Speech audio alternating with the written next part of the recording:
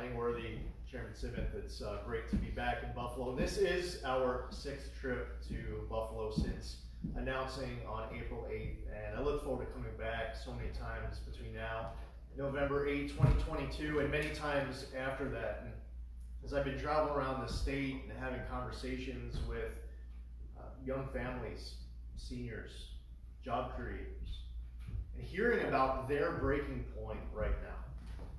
That business owner, when we were grabbing a breakfast when I first announced that first visit to Buffalo just a few days after that announcement, talking about how he was having trouble getting people to return back to work because the government is paying able-bodied adults more to stay at home than to go to work. Hearing from that community in the Bronx, where we were standing in front of the Riverdale Jewish Center, and a vandal was committing multiple offenses to different synagogues, terrorizing a community, I believe strongly in religious freedom. And we said then that this crime is being committed not because the person knows that they're not going to get caught, it's because they know that when they do get caught, that under the cashless bail law, they'll be right back out on the street. And sure enough, that weekend, that vandal was caught, charged with over 40 offenses, and immediately released back out onto the street. Talking to young moms and dads about their kid in June after 15 months of sacrifice, their generation sacrificing more than any other generation in this country right now over this period. And in many schools, classrooms don't have AC. We're not talking about them having to wear a mask for 20 minutes. We're talking about them wearing masks for 6 hours. And in some of these classes, they would take off their mask during lunch, and they are not even allowed to talk to anyone else because their masks are off. So they're sitting there, kids, inside of a school cafeteria, unable to socialize. You want to trust the science? You want to follow the data? Well, how about all across this entire country where the mask mandate was lifted, and you look at that data supporting the decision to remove that mask mandate here in New York? I personally don't believe that the COVID vaccine should be mandated in order to return to school in the fall. And that's not just grade school, we're also talking about higher education. But I'm hearing from these parents where they're concerned about their kids, critical race theory inside of our schools, which shouldn't be in any classroom anywhere in New York State. We're talking about how opportunities for their son or daughter who may read at a higher reading level or do math at a higher math level and having advanced academics taken out of the classroom in the name of equity. A lot of New York parents concerned about their son and daughter's education. The cost of living, which is forcing that young family the decision, do I have my first kid in the basement of mom and dad's house, or do I move down to North Carolina, South Carolina, Tennessee, and be able to buy my own home, start my own family there?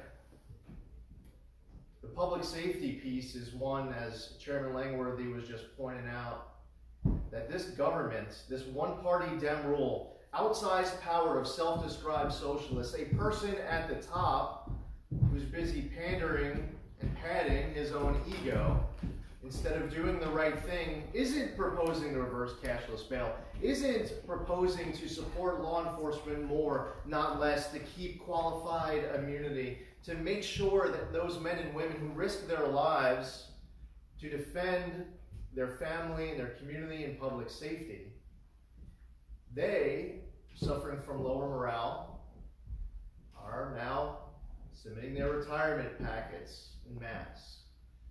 And unfortunately, as we've seen the NYPD, suffering from a surge of suicides.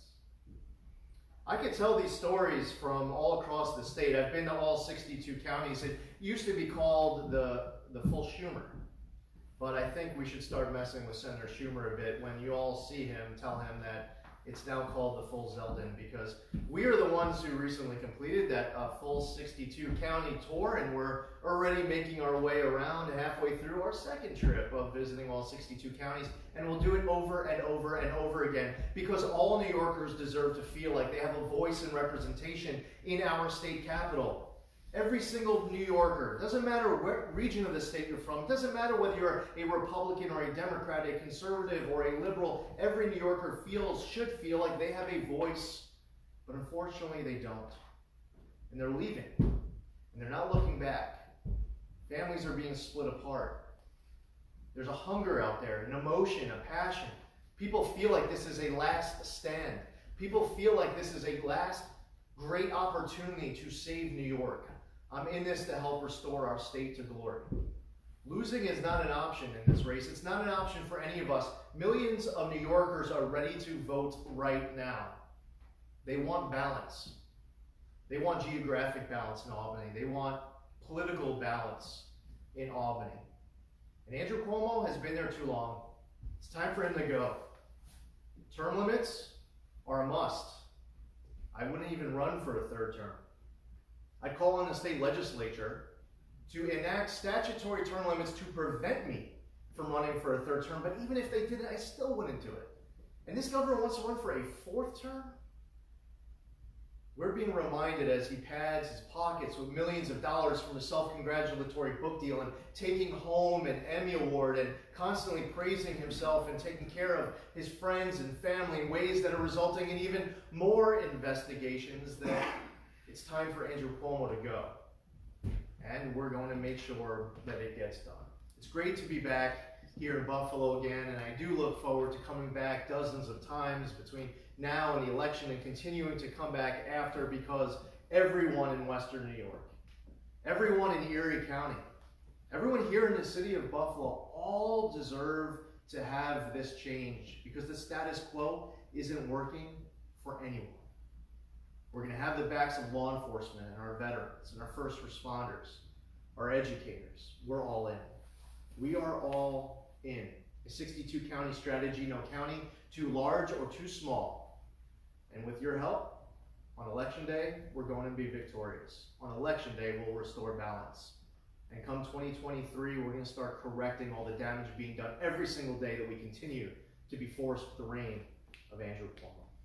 Thank you again to Chairman Langworthy, Chairman Simith, for your strong leadership at the statewide level and here locally in the county. This is an important election in 2022, and for anyone out there who wants to make an immediate difference, let's do everything in our power to make sure that we're getting Republicans elected this November 2021. The best way to win in 2022 is to win these races in 2021. So get involved in your local Republican Party, Conservative Party, back your local Republican candidates. We need balance at every level. This is the first time we're going to midterm with one-party Democrat rule at every level: DC, Albany, New York City. That alignment has never happened as long as I've been alive going into a midterm. Now let's do our part to correct it and save our state. Thank you. Any questions? Yeah, let's start with the governor's gun violence state of emergency announcement yesterday. Was there anything in that 7-point plan that you thought was a good idea, or do you think it's all ill-advised? Well, listen, the problem is that the governor is leaving out all of the top points of how you actually get to the root of the problem. So if you want to have a conversation about other ways to deal with anything that might be a priority of our state, you have to first look, why do we have a surge in crime? And it's because instead of putting handcuffs on criminals, we're putting handcuffs on police. You have to reverse cashless bail. You have to keep qualified immunity. It's impacting morale for our law enforcement. You have to look at, why do we have the surge that we do? And you're seeing people who are, yes, being arrested for an act of crime related to possession of a firearm, but then you're immediately releasing them under your cashless bail law. The illegal use of a firearm or any of these other crimes, like I was talking about the violent anti-Semitic attacks that we're seeing inside of New York City. We saw it with the anti-Asian attacks inside of New York City. People being physically hurt, innocent New Yorkers being attacked.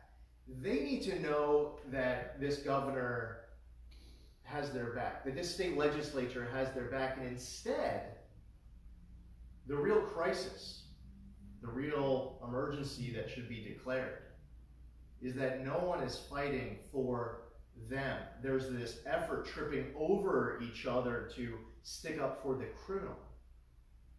And unfortunately, law enforcement is being left behind.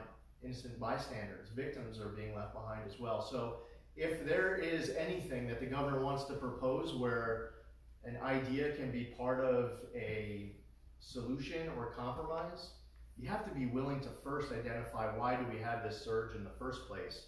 And this governor totally ignores that in the way he approached yesterday's press conference. You're a federal lawmaker still right now. Do you think that the state is superseding the PLCAA with this new liability law that the governor signed yesterday? I think it's foolish because you have New York businesses that are going to move out of the state. And you're a business owner, if you're mobile, and you're seeing all the different ways that you are getting hit, left and right, roundhouses, uppercuts, you're going to decide to go to another state where they actually love the fact that you're there. They want to help your business grow and flourish.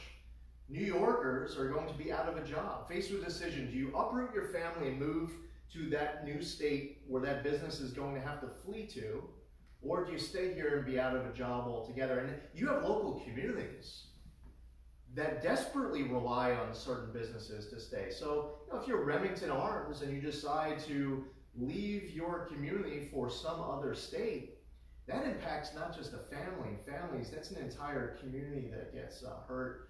And our state really gets hurt when it all adds up. So I believe that it's foolish with this constant pursuit, this pandering, politicking where businesses are under attack, not playing out the obvious consequence of your policy. The business is just going to leave. And the New York economy is going to suffer, and New Yorkers are going to suffer. This might be ignorance on my part. Is the firearm industry a big part of New York State's economy? I believe that every business that exists inside of New York, if you're a small business, one business, you have 2 employees, you are a big part of New York's economy. The attitude of the governor of New York is one that values every single job.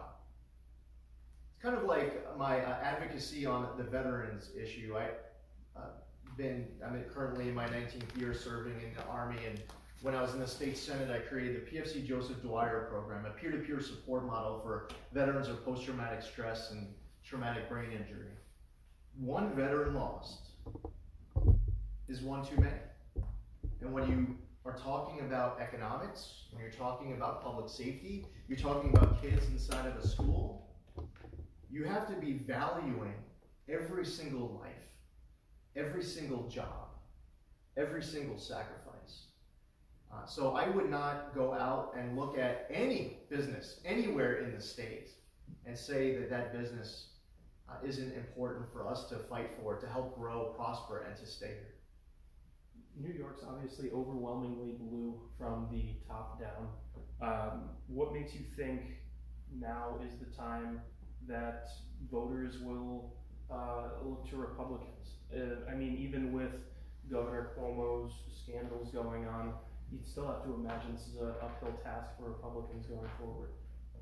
You look at the alignment right now with that one-party Democrat rule at every single level, as I described. First time in my lifetime, it's Democrats totally in charge of DC, Albany, and New York City, and the status quo is not working. You have a whole lot of New Yorkers, Democrats as well, realizing that this doesn't work. As is, we need a change.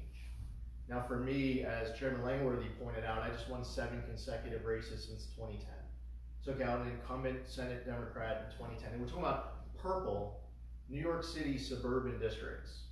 2014, I had a Republican primary. Over $4 million was spent against me. We won by well over 20 points. We then went on that November and we took out an incumbent House Democrat. It was there for 12 years, 6 terms. That race in 2010, when I won that state Senate seat, between him and his father, they were there for 30 years. And as Chairman Langworthy pointed out, they were spending 7-8 figures against me, Nancy Pelosi and the Democrats, every time trying to take me out in New York 1. and we kept winning. We know how to get votes from people of all backgrounds. And there are Democrats and independents, people who are unaffiliated with any party right now, who are saying that public safety is going in the wrong direction and that we need that balance. People who are talking about their kids' education and the current status quo doesn't work for their family, or that cost of living which continues to increase. So what do? We continue to elect more of the same? You think things are going to get any better inside of New York? Or do you say, you know what, I've had enough. Enough. I'm going to take control of my family's destiny, my community's destiny, my state's destiny. I'm going to do my part. You could be frustrated in a complacency, or you could double down and triple down for your passion and your beliefs and your vision for your family. You're hitting your breaking point. The state's hitting theirs. And you don't have to just sit back and allow Andrew Cuomo to continue to selfishly try to earn his next Emmy Award or his next book deal at your expense. The governor said yesterday that he wants to tackle guns the way he tackled COVID. Is he trying to set himself up for his next book deal? Is he trying to win that next Emmy Award? I think his priorities are very much out of whack, and he thinks that this is the Cuomo show, 24/7, his words. He had a press conference last year, and Chris Cuomo was on. He said, on CNN, you have your hour. Here it's the Cuomo show 24/7. Well, New Yorkers are deciding it's over. We're done with the Cuomo show. And it's Democrats, too, who are saying that. Do you believe in order to get those votes from Democrats in New York that you have to separate yourself from Donald Trump, or do you think you can get them while still being connected to the president? I have always very proudly been my own man. And when I stand here talking about the need to reverse cashless bail, that's me talking. When I'm standing in front of you talking about the need to eliminate critical race theory from all of our schools, that our kids shouldn't be masked, that they shouldn't be required to get vaccines in order to go back into the classroom in September, they should be required to get the COVID vaccine in order to be able to walk in the front door, that's me talking right in front of you. And I could go item by item, priority by priority, whether it's healthcare and Medicaid efficiencies in order to make sure that we are taking care of New Yorkers the way a program is capable of truly, or taking care of our veterans who are desperately in need of a state that doesn't play games with their peer-to-peer support model. You know what Andrew Cuomo does when he puts out his executive budget each year? On this successful program, the PFC Joseph Dwyer program, instead of proposing an increase or proposing to keep funding steady, every single year, this is Andrew Cuomo's game, he proposes to totally defund the PFC Joseph Dwyer program each year. And then the veteran advocates all have to go to Albany and beg for this funding, which is absolutely saving countless lives all across this entire state. So what am I going to do? I'm going to keep traveling the state, talking to New Yorkers about the issues that matter to them most. And we're going to win this race by being focused on those issues that they care about passionately as they think about their own future here in this state. But for me, always have, always will be my own man. And these positions that I'm coming forth with as we talk about here and will continue to talk about during the campaign, these are my ideas. Working with others around me who care about New York and New York's future in wanting to do everything in their power, and that's why they're involved to save New York. Thank you. We're a little behind schedule.